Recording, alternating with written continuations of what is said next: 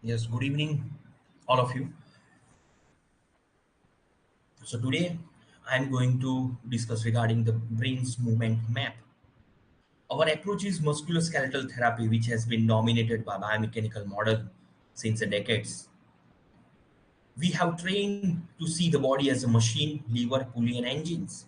When it breaks, we fix the part. But what if I told you if we have been missing the most critical component, the one that controls the machine, which is the brain? So that we are going to explore today, and we deep dive into certain things, certain exercise part that helps you to improve your patient's outcome and think from a different perspective. So the this is what the most of our patient thinks, that if we are honest, and it is the foundation of a lot of our traditional therapy. Sometimes the brain screams a command. The nerve carries the message and the muscles jumps. It clear and simple that it is completely sometimes this goes into the wrong direction. The model ignores the most important part of the movement, the constant essential conversation that is happening between the body and the brain. And the movement isn't a one-way command issue from the command center. It is the dynamic, intelligent, and ongoing negotiation. So the simplistic model is when the person execute the movement, the brain sends the signal and the muscle contract. The movement is not only the one-way command; it is a dynamic and intelligent negotiation. So the movement should be go from one end to another end. And the reality is a dynamic and the distributed map that you can see on the right side of the picture. Everything is interconnected with each other. Think of it like a modern corporation. The cortex, which is up here, the CEO, the brain, which sets the strategy, and then we will walk to the door. But the brain doesn't micromanage these small things. Sometimes when there is some disturbance going on, the parallel processing is multiple area work simultaneously. Your cerebellum for coordination, basal ganglia for the initiation of the movement. So the brain plays a very important role for generating the movement itself. Now let's go down to the fundamental units of this entire system, the motor neurons. This is it, and this is the final common pathway. This single neuron and all the muscle fiber, it innervates from a motor unit, and it operates on and all over the principle. A motor unit fires fully or not at all. The force is graded by recruiting the more units. How do we go from a gentle touch to the powerful lift? Which is not by shouting a louder at one muscles, but by recruiting more motor units. It is a digital system that creating the analog output. So whatever we are uh, uh, doing the task, that comes from the CNS itself. Again, the spinal cord, which is a very smart wiring hub inside the human body. It is a smart wiring hub, and it contains a complex neural circuit which is called a central pattern of generators, CPG. These are the neural oscillators that generates the rhythm for walking and breathing without any conscious input from the brain. And it also a house of our fastest reflex circuit. This isn't just a messenger, it is a smart processing unit of the human body. Even so, that's why we have to give importance in the stroke or any spinal cord injury for recruiting a specific reflex arc.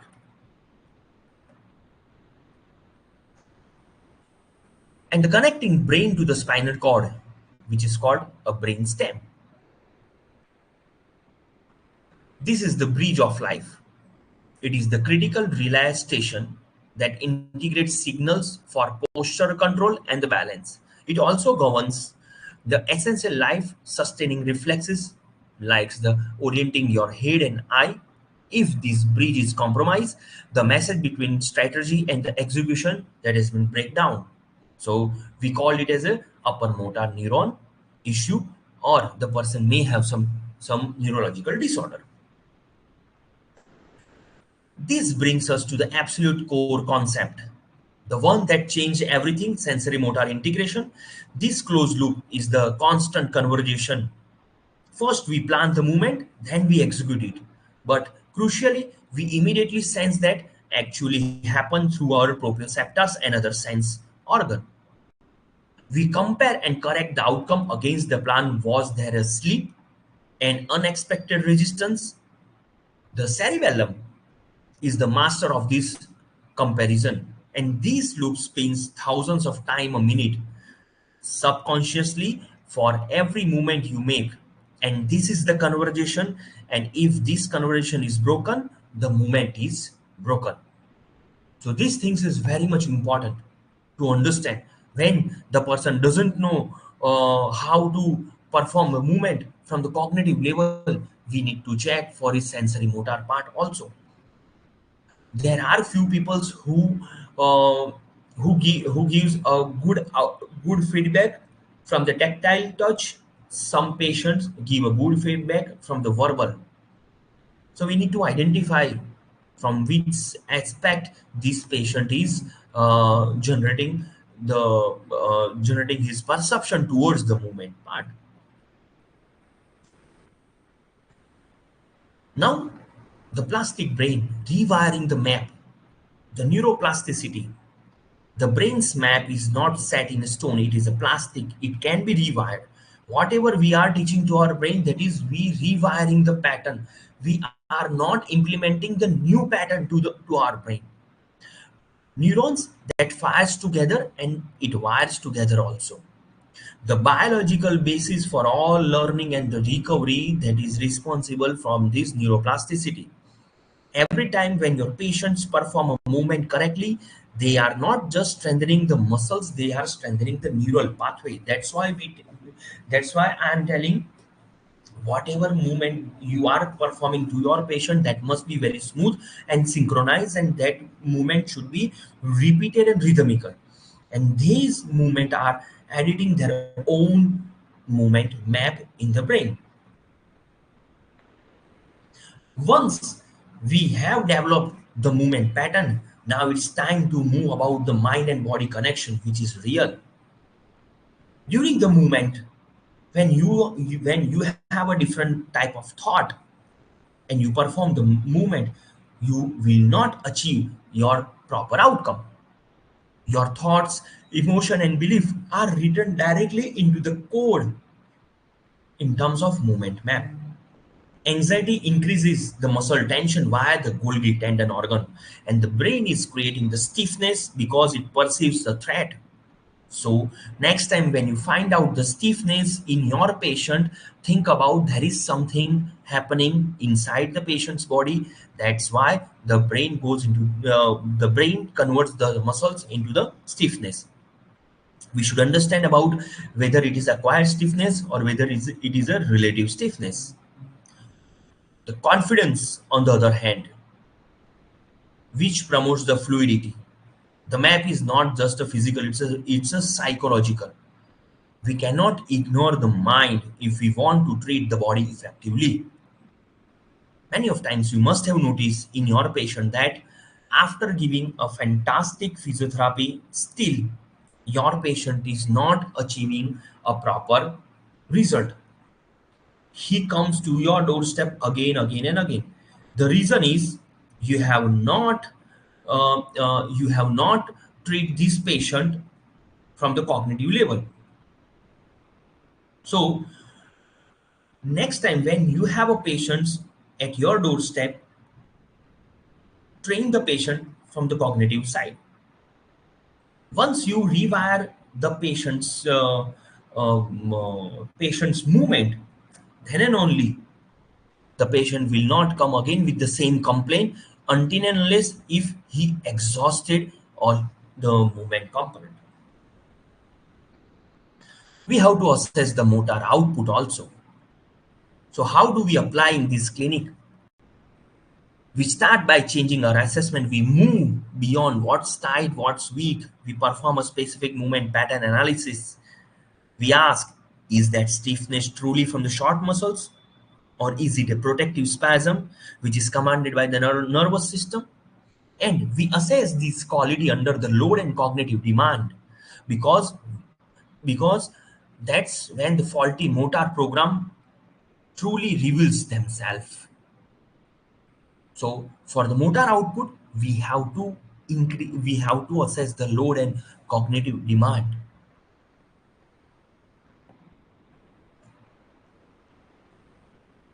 Neuroplasticity in action. Our treatment must be designed to leverage neuroplasticity. First, we calibrate the sensory input. We have to clean the data coming into the brain. Then we upgrade the motor software. But how? By using the external cues of attention. The recent paper regarding the motor learning perspective, they are more focusing on the external focus. By using the variable practice, mixing up the exercise to build a robust, adaptable map. And by using the mental practice, the brain strengthens this pathway through the vivid imagination and a powerful tool that we often forget.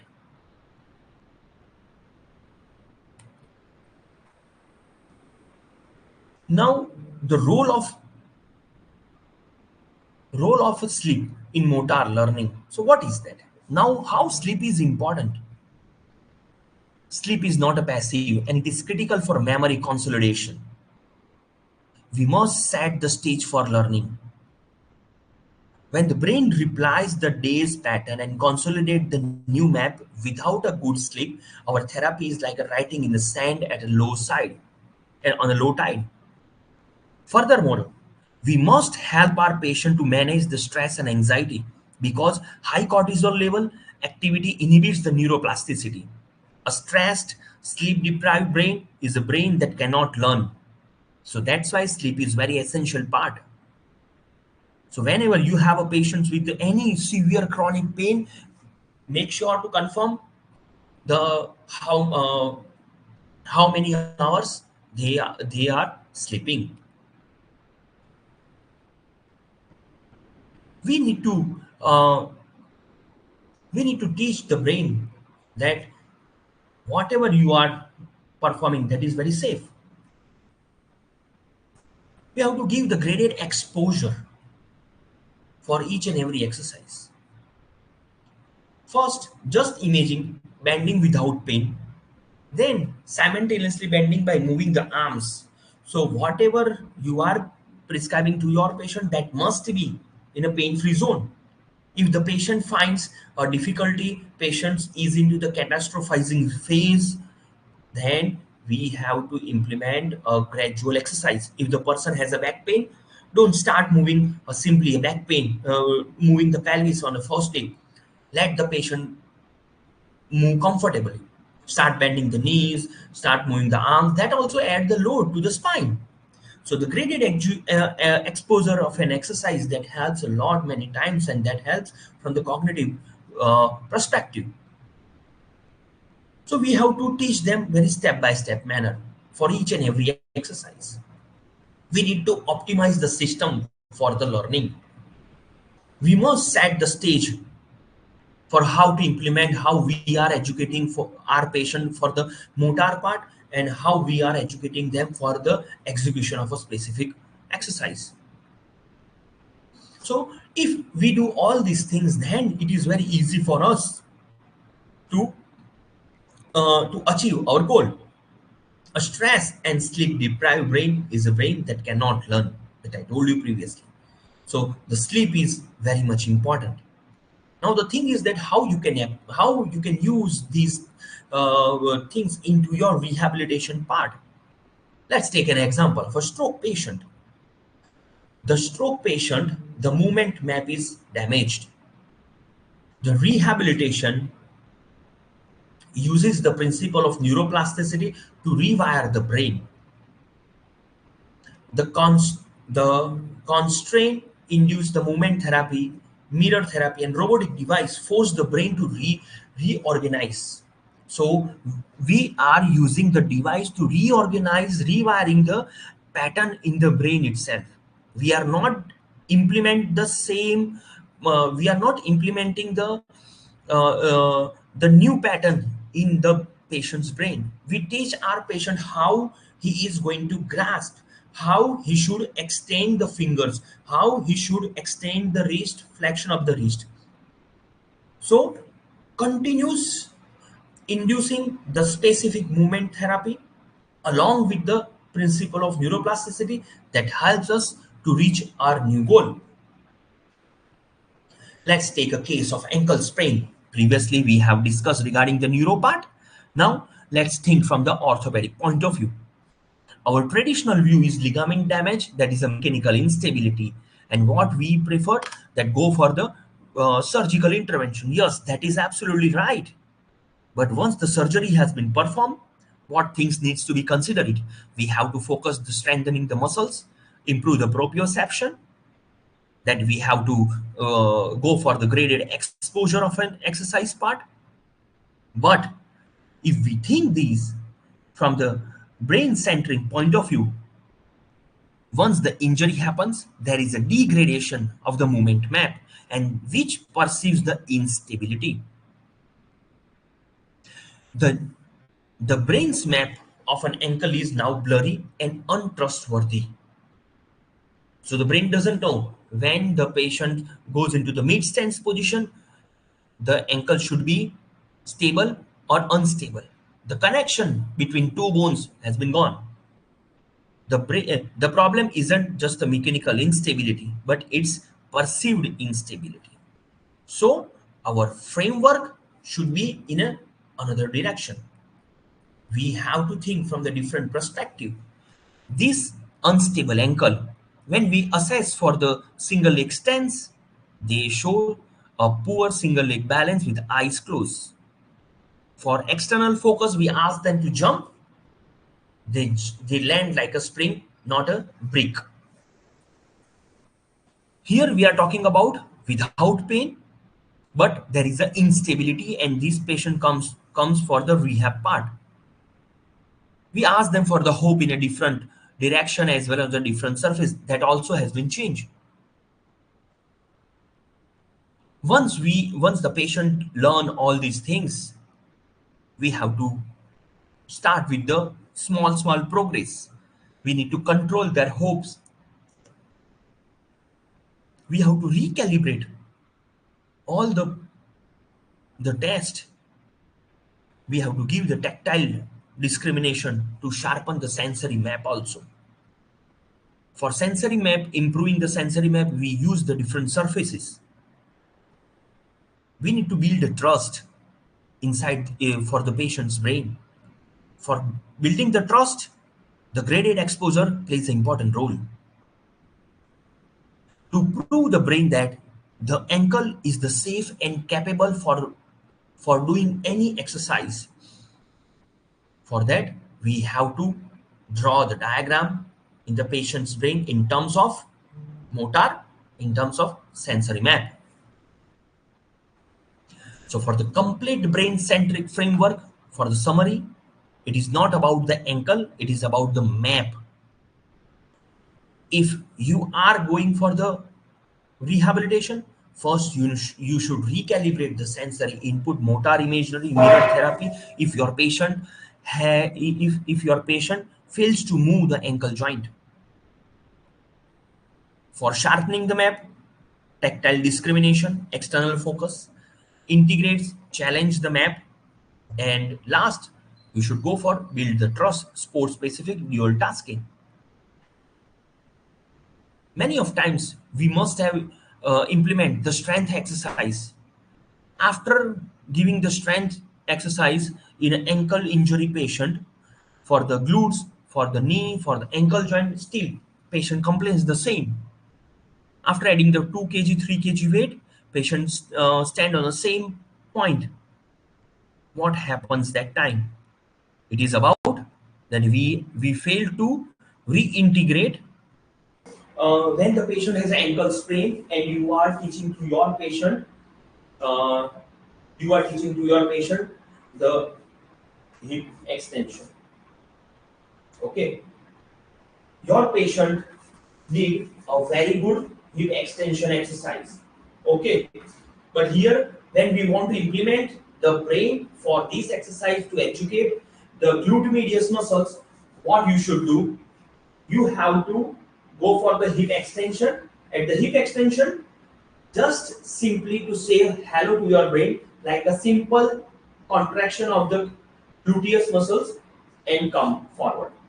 Okay, extension, contraction, come forward. Extension, contraction, come forward. So now by implementing these things into your patient's regime, your brain knows during extension he has to contract the gluteus muscles. Now you come forward.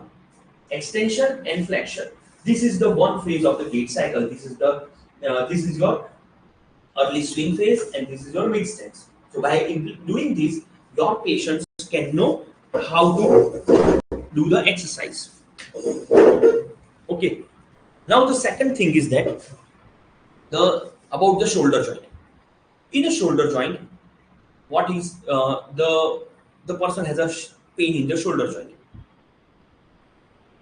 So you should implement or you should tell your patient to check the first thoracic rotation. Do they have a stiff thoracic spine? Do they have a problem in a side bending? If you find this movement is restricted, the brain is compensating somewhere else. When the person has a shoulder pain, we simply telling the patient regarding the shoulder, not a shoulder, it's a thoracic rotation for checking the thoracic rotation. We have to also ask the patient for the extension as well as the flexion. If this movement feels tight, limited, or even awkward, your shoulder may be compensating for other areas not doing their job properly. Okay, as well as there are common root cause for the shoulder pain also. From the movement pattern assessment framework perspective, we need to understand about the rotator cuff pain as a part of the chain reaction. The thoracic spine stiffness, the poor hip mobility control, as well as these are the as well as the triplanar strength in the shoulder complex. These things are very much important part. Now, this poor hip mobility, which reduce the trunk motion and shift the stress over the shoulder joint during the real life tasks like in throwing, swing, or lifting something. If you train or rehab which doesn't address all these three planes of motion, frontal, sagittal, and transverse, while integrating with the rest of the body, the rotator cuff gets loaded, overload, and it gets hurt. When your body isn't moving as a whole, the shoulder pain often becomes the persistence and recurring. And that nagging rotator cuff pain can evolve into the frozen shoulder and nerve irritation or the compensation injury in the neck, elbow, or even the wrist. So understanding the chain reaction is the key and the true rehabilitation along with the exercise towards the brain perspective that has. So for assessing the rotator cuff injury, first, as I told you, go for the rotation component, go for the side bending. Okay, you should check for the hip mobility. For the right side, check for the left hand side. Okay, as well as you can also check for the lumbar spine mobility also. You should also check for the latissimus dorsi flexibility. And when you want to rehabilitate the shoulder joint from the brain perspective, whatever movement you are prescribing to your patient, that has to be a smooth, that has to be a synchronized manner. If you find any stiffness, that must be cured. And if the stiffness is acquired or the stiffness is relative, that we must identify. So, in summary of this today's lecture, if you train or rehabilitate and doesn't address the three plane of exercise along with the rewiring of brain, it is very difficult for you to achieve the proper outcomes. So that's why I am coming with the one-on-one mentorship program in near future that gives you the new approach, new concept for the human body. It is about the movement assessment frame. I will share a detail soon on the application, and don't forget to read the free resources on the website on the application. If you have any questions, you can send me on the application or you can reach me on the WhatsApp. Thank you so much. The map inside the patient's brain.